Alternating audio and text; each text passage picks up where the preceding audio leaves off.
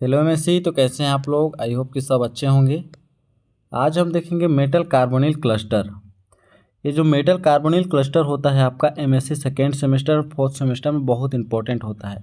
इसका एक यूनिट ही है। आप मेटल कार्बोनिल क्लस्टर को समझ गए तो मतलब एक यूनिट को पूरा तैयार कर लिए। ठीक, इसी से रिलेटेड क्वेश्चन मिलेंगे आपको। आपका मेन इंपॉर्टेंट क्वेश्चन यही होता है मेटल क्लस्टर। तो यहाँ पर समझिए पहले कि क्लस्टर कंपाउंड क्या होते हैं। ये जो आपका क्लस्टर दिख रहा है वो क्या होता है। क्लस्टर ऐसे कंपाउंड होते हैं जो किसी एक सेंट्रल मेटल एटम के साथ बहुत सारे ग्रुप अटैच हों। ठीक, यहाँ पास कार्बोनिल हो सकता है, आपका क्लोरीन हो सकता है, सियन हो सकता है, मतलब इसमें संघनित रूप से अटैच होंगे। या तो ये ऑक्टाहेड्रल शेप में हो सकते हैं, टेट्राहेड्रल में हो सकते हैं, या आपका पेंटा बाई पिरामिड के रूप में हो सकते हैं। ठीक, बाई पिरामिड मतलब ट्राइगोनल बाई पिरामिड के रूप में हो सकते हैं। तो यहाँ पर क्लस्टर का मतलब समझ गए कि उसमें बहुत सारे ग्रुप अटैच होंगे। तो यहाँ पर देखिएगा मेटल कार्बोनिल क्लस्टर की बात किया है। तो मेटल कार्बोनिल, मेटल का मतलब होता है, मेटल क्लस्टर की जब बात करें हम, तो जब दो मेटल आपस में डायरेक्टली अटैच हों, आपस से डायरेक्टली अटैच हों, इसके बीच में कोई अदर ग्रुप नहीं होगा, एक दूसरे से सीधा संबंध होगा इसका। जब दो या दो से अधिक मेटल, तो वो आपका मेटल क्लस्टर हो गया।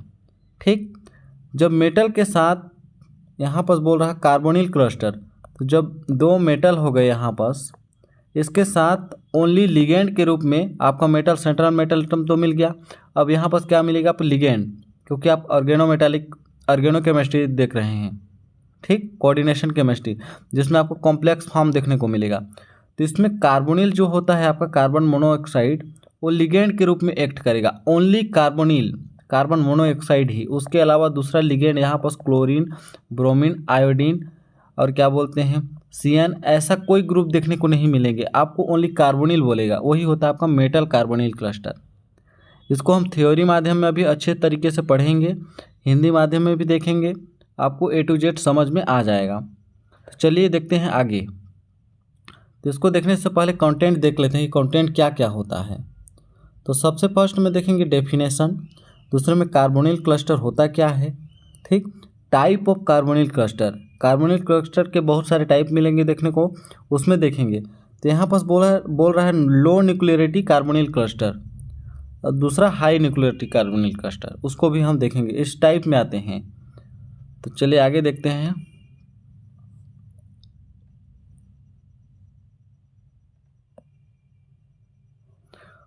पहले तो हम देखते थे क्लस्टर कंपाउंड क्या होता है।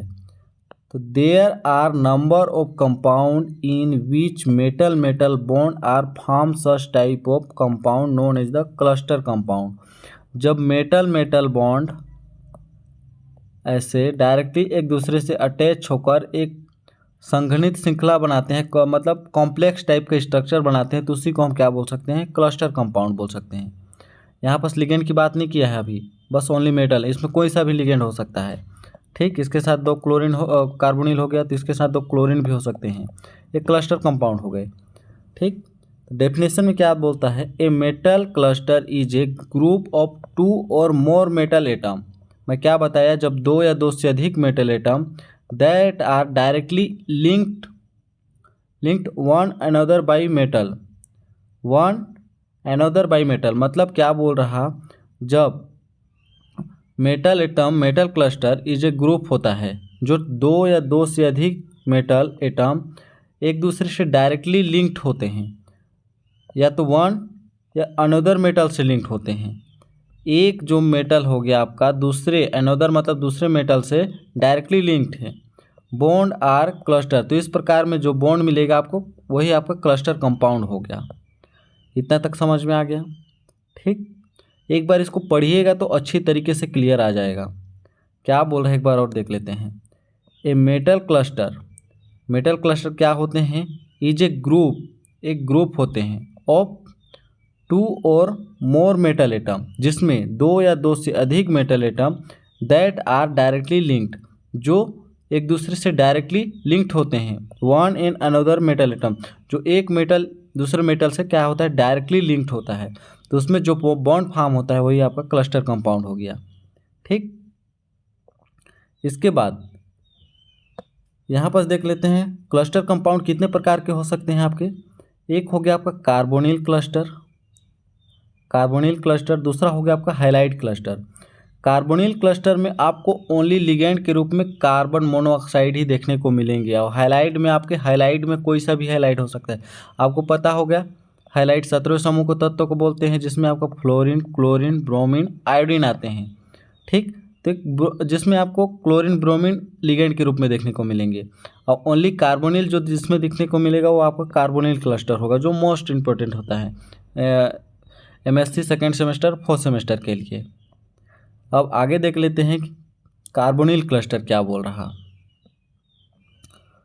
Carbonyl cluster such type of cluster in which two metal are attached to each other by metal bond with carbon monoxide as a permanent ligand.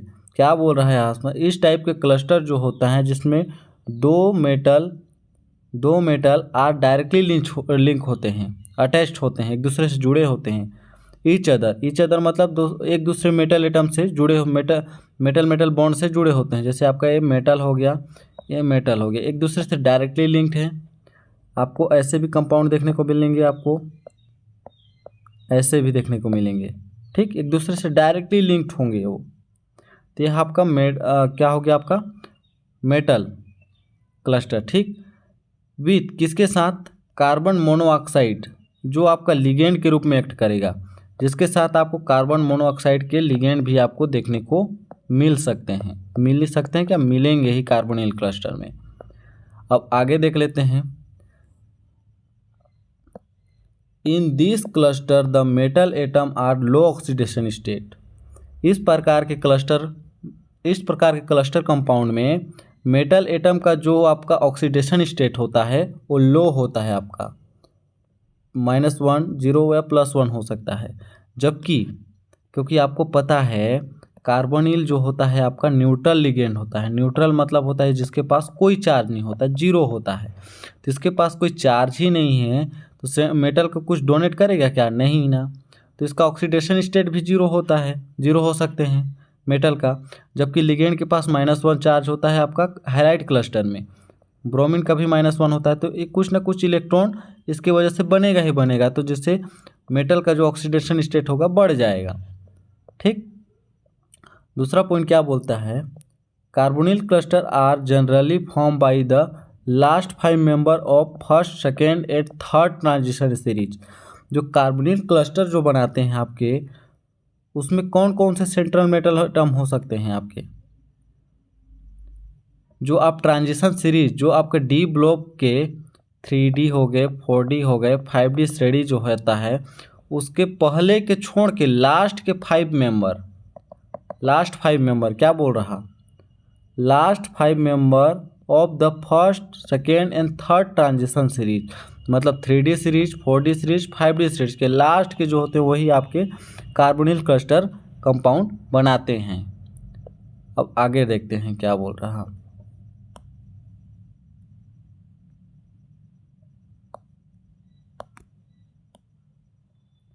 आगे बोल रहा the carbonyl cluster can be further classified.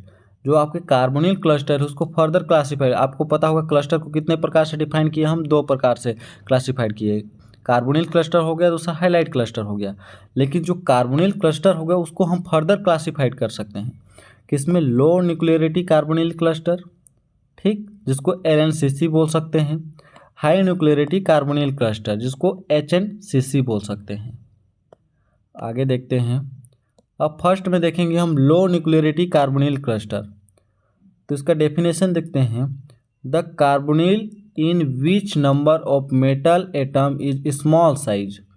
तो इसमें जो लो न्यूक्लियरिटी में होता है carbonyl, जो आपके कार्बोनिल होंगे, carbon monoxide, which number of metal atom, जो मेटल एटम होगा आपका कम संख्या में देखने को मिलेंगे, या तो 1 देखने को मिल सकता है, या तो 2 मिल सकता है, 3 मिल सकता है।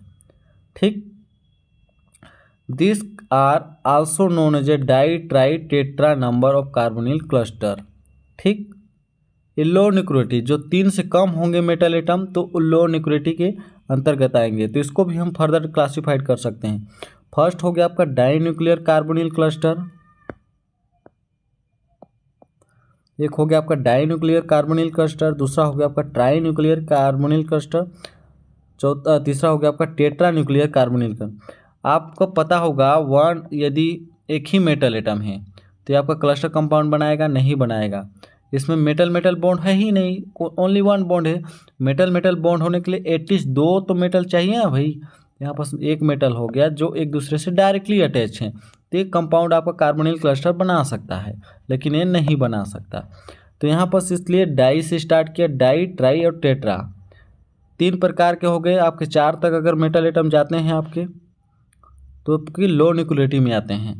इसके बाद 4 से जो बढ़ जाते हैं वो आपके हाई न्यूक्लियर में आ जाते हैं।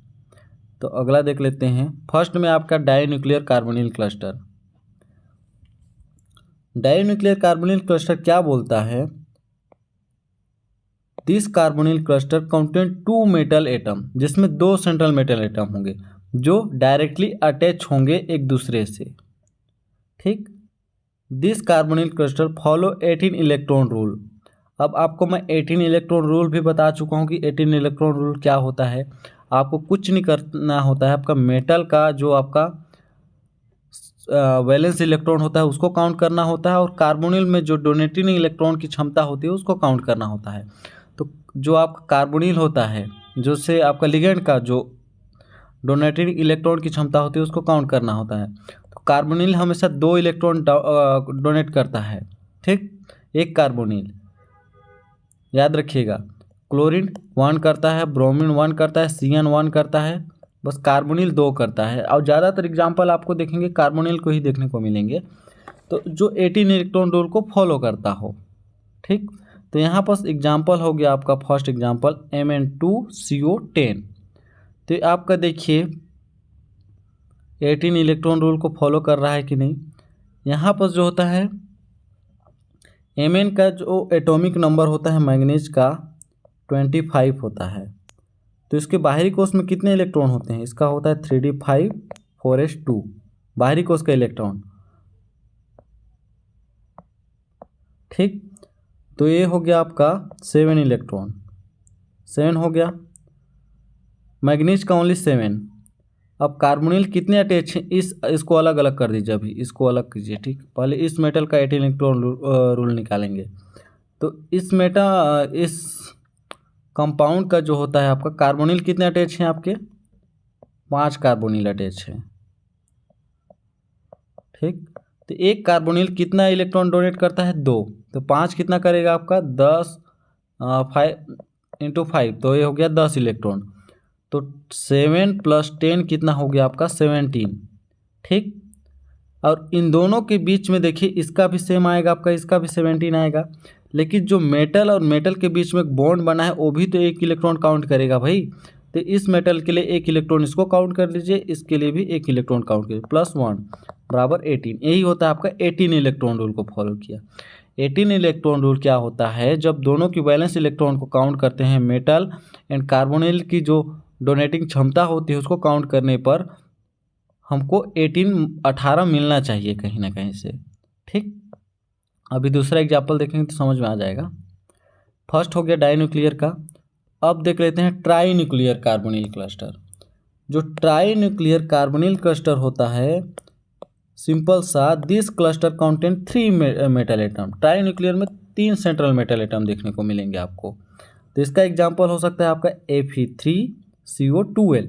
आपका इसी प्रकार ओस्मियम का भी देखने को मिल सकता है, ओस्मियम CO3 और CO12, ऐसा भी एग्जाम्पल आपको देखने को मिल सकता है। तो अब काउंट करते हैं हम क्या, इसको तो आप ड्रॉ करने आ गए।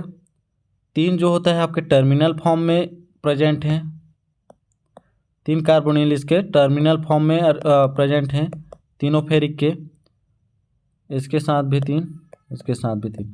और एक जो होता है इन दोनों के बीच में देखिए ब्रिज फॉर्म क्या है, इसको कॉर्नर लिगेंड भी बोल सकते हैं या टर्मिनल भी बोल सकते हैं। और ये जो होता है आपका ब्रिज फॉर्म, ये आपका मोस्ट इंपॉर्टेंट होता है, इसको याद रखिए, एग्जाम में पूछा जाता है कि Fe3 CO12 में कितने ब्रिज फॉर्म कार्बोनिल क्लस्टर हैं, तो यहाँ पर 2 ब्रिज कार्बोनिल क्लस्टर बनाते हैं, 2 ब्रिज ना। और यहाँ पर जो होता है मेटल मेटल, एक मेटल मेटल बॉन्ड हो गया, 2 metal metal, 3 metal metal bond हो गए, उसको भी काउंट कीजिएगा। तो यहाँ पर इसका 18 इलेक्ट्रॉन रूल देख लेते हैं कि फॉलो कर रहा कि नहीं। तो इस आयरन का जब हम 18 इलेक्ट्रॉन रूल निकालते हैं तो आपको पता होगा आयरन का एटॉमिक नंबर कितना होता है आपका, फेरिक का 26। तो इसका जो आउटर मोशन में इलेक्ट्रॉन होते हैं आपके 8 इलेक्ट्रॉन, 3d6 एंड 4s2 होता है लास्ट इलेक्ट्रॉन। ठीक, कार्बोनिल कितने अटैच हैं इसके पास, 4, तो हो गया आपका 8। तो 8 + 8 कार्बोनिल का 8 हो गया, प्लस इसके मेटल मेटल एटम कितने हो गए, वो एक इसके साथ डायरेक्ट, तो यहाँ से एक इलेक्ट्रॉन निकल के आ गया और यहाँ से +2 कर दीजिए, तो ये हो गया आपका 18। तो यहाँ भी 18 इलेक्ट्रॉन रूल को फॉलो कर रहा, उसी प्रकार यहाँ भी फॉलो करेगा, क्योंकि जो ब्रिज फॉर्म में लिगेंड है आपके वो भी एक इलेक्ट्रॉन दे सकते हैं। यहाँ पर हो गया आपका इस कार्बोनिल और एक कार्बोनिल, 5 कार्बोनिल हो गए, तो 5 दूना 10, और एक हो गया आपका, नहीं, जो ब्रिज फॉर्म में कार्बोनिल होते हैं वो आपके 1 इलेक्ट्रॉन डोनेट करेंगे, इसकी तरह 2 इलेक्ट्रॉन डोनेट नहीं करेंगे, क्योंकि ये दोनों का हिस्सा अलग अलग हो जाता है, 2 अलग अलग डिवाइड हो जाते हैं, क्योंकि ब्रिज फॉर्म में है, दोनों को जोड़ने का काम कर रहे हैं, तो 2 को 2 नहीं लिखा जाता, वहाँ पर 1 लिखा जाता है। मतलब उसको बोल सकते हैं कि इनका जो होता है ब्रिज फॉर्म में जो भी लिगेंड होते हैं उसका इलेक्ट्रॉन काउंटिंग 1 ही होता है। तो यहाँ पर इसका 1 काउंट कीजिएगा तो 2 इलेक्ट्रॉन हो गए, इस कार्बोनिल और इस कार्बोनिल का। ठीक, इसके बाद ये हो गया +6 प्लस आयरन का कितना होता है 26 नहीं 8। ठीक, तो ये हो गया कितना 8 दूनी 16, और एक लिगेंड यहाँ, एक क्या बोलते हैं मेटल मेटल बॉन्ड यहाँ से और एक मेटल मेटल बॉन्ड यहाँ से। ठीक, तो ये हो गया आपका +2, तो ये हो गया आपका कितना 16 नहीं 18। तो ये भी आपका 18 इलेक्ट्रॉन रूल को फॉलो किया, उसी प्रकार ये भी 18 इलेक्ट्रॉन रूल को फॉलो करेगा। तो ये हो गया हम लोग का ट्राई न्यूक्लियर। अब देख लेते हैं टेट्रा न्यूक्लियर। टेट्रा न्यूक्लियर भी सिंपल होता है। This carbonyl cluster content 4 metal atom, जिसमें सेंट्रल मेटल एटम कितने होंगे 4, इसलिए टेट्रा हो गया। तो इसका सही एग्जाम्पल हो गया आपका इरिडियम 4 और CO12 कार्बोनिल 12। ये मोस्ट इम्पोर्टेंट होता है आपका, ये हमेशा एग्जाम में पूछा ही जाता है, बस इसी को कि इसका स्ट्रक्चर ड्रॉ कीजिए, तो इसको आप अच्छे से देख लीजिए कैसे। यहाँ पर से मेटल मेटल बॉन्ड पूछ देगा कि इरिडियम में कितने मेटल मेटल बॉन्ड है, तो यहाँ पर देखिए 1 2 3 4 और 5 6 मेटल मेटल बॉन्ड कितने हैं आपके, 6 मेटल मेटल बॉन्ड हैं यहाँ पर। तो यहाँ पर 6 मेटल मेटल बॉन्ड हो गया, कार्बोनिल हो गया आपका 3 दूना 6। इरिडियम का एटॉमिक नंबर कितना होता है आपका, जब हम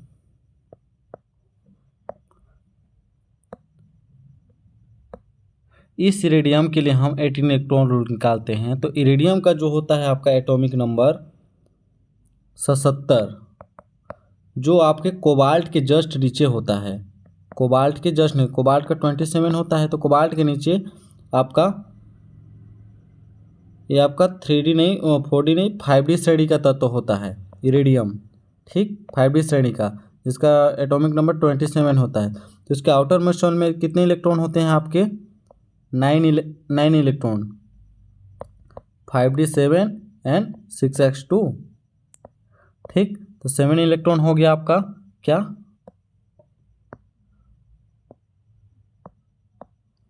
7 इलेक्ट्रॉन हो गया इरिडियम का आउटर मोस्ट में electron.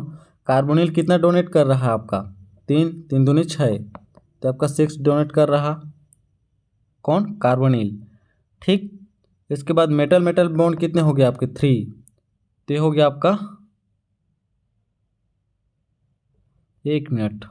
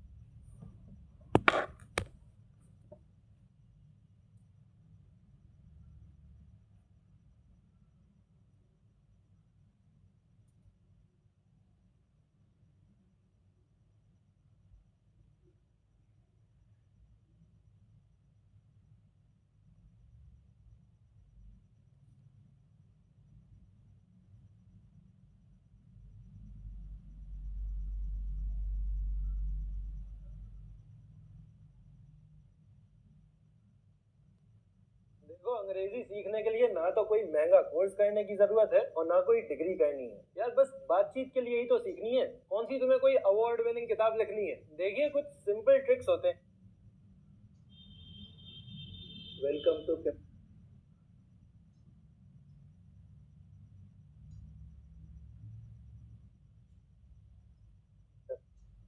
each irregular corner here cluster, so there is no metal bond. 1 2 3 4 5 6, so here 6 metal bond, so 12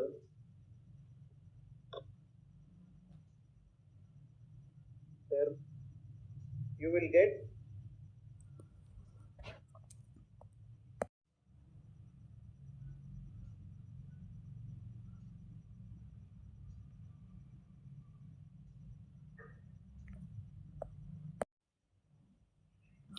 कुछ कुछ ऑब्जेक्शन होती हैं 18 इलेक्ट्रॉन रूल की, तो यहाँ आपका 18 इलेक्ट्रॉन रूल को फॉलो नहीं कर सकता है, लेकिन इसका स्ट्रक्चर इसी प्रकार होता है, उसको आप देख लीजिएगा।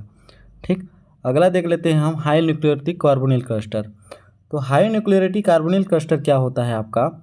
दिस टाइप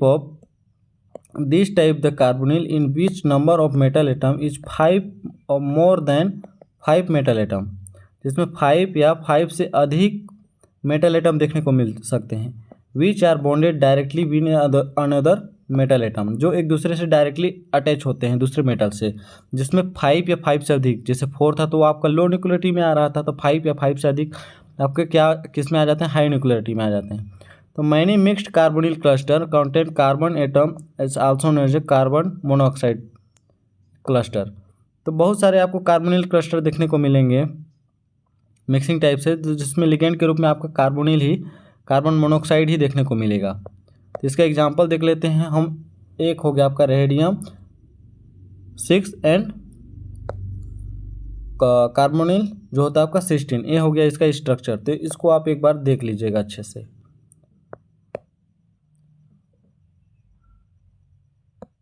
ये भी आपका इसका सटीक एग्जांपल होता है, इसको भी देख लीजिएगा कैसे बना होता है। ठीक,